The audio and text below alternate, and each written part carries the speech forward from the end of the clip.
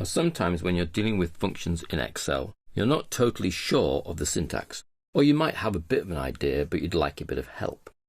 Now Excel is quite good at prompting and giving that help, but sometimes you need a little bit more help.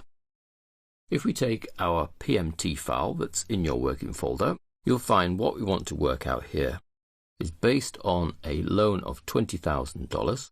We want to know that paying it back over a 5-year period, so that's 60 months, at 20% annual interest rate, how much are our monthly payments going to be?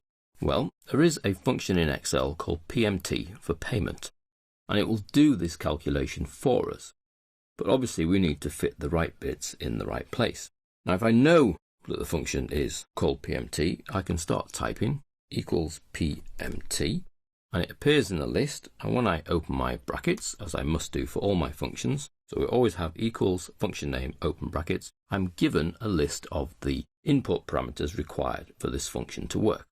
The first of those is rate, then NPER for number of payments, then PV for present value, and then 2 further input parameters that are actually enclosed in square brackets, meaning that they are optional, they're not compulsory, which is FV for future value and type for type. Now, if you're not too sure how the PMT function works, that isn't too much of a help. It sort of helps because it tells you what bits you need, but it doesn't really explain what each bit does. To get more help than that, let's delete what we've got in that cell. And instead of pre-typing the formula, we're going to go up here to the little FX option, insert function. When I click this, I get a separate dialog box. Let's move it over here. It shows recently used functions here, and PMT is in the list because I've just used it.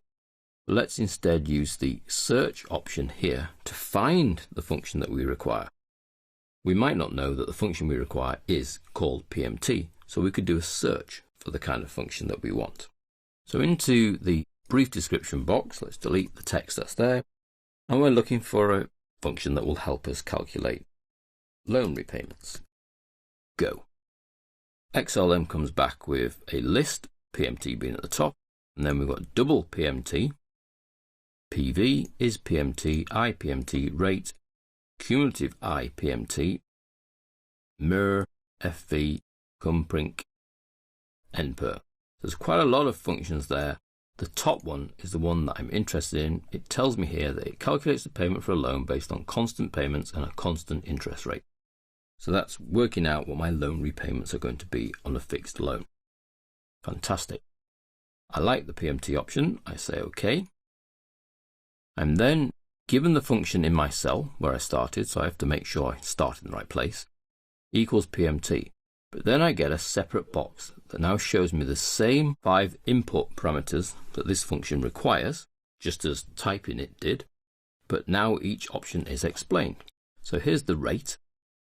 This function calculates the payment for a loan based on constant payments and a constant interest rate.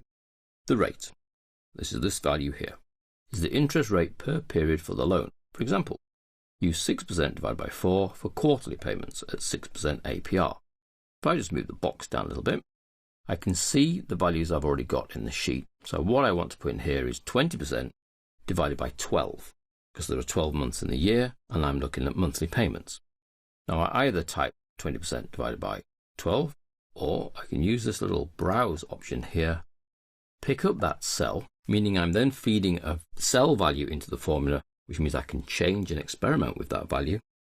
But I then need to do the divide by 12, and then the little browse button to go back to the function. That gets me my rate. On the right here, I then get to see the current value that works out to. So that's 20% divided by 12. I then click into the next input parameter, which is NPER. NPER is the total number of payments for the loan. Well, that's that little 60 there. So we do a little browse, click on that cell, and then browse back. G2, which is currently 60. By referencing a cell, I can then experiment with different repayment periods. Perhaps I'd like to see what would happen if I dropped the period to 4 years. So I could pay it off a little quicker, but obviously the monthly payment would be higher. Then we have PV. What's PV? PV is the present value, the total amount that a series of future payments is worth now. Well, that's the actual loan amount. So the amount I'm taking out is the PV. So I do a little browse, and it's that 20,000, browse back. Then my two optional parameters, FV, future value. Future value, or a cash balance you want to attain after the last payment is made. 0 if omitted. So because we're going to leave this actually blank, the default is 0, which means we would like to have the total loan repaid. So at the end of 5 years, balance should be 0. That's the target.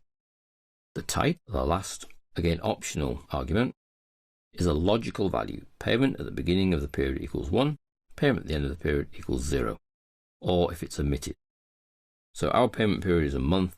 If we put a 1 in, it assumes you make your payment at the beginning of the period. If you put a 0 in, it assumes you make a payment at the end of the period.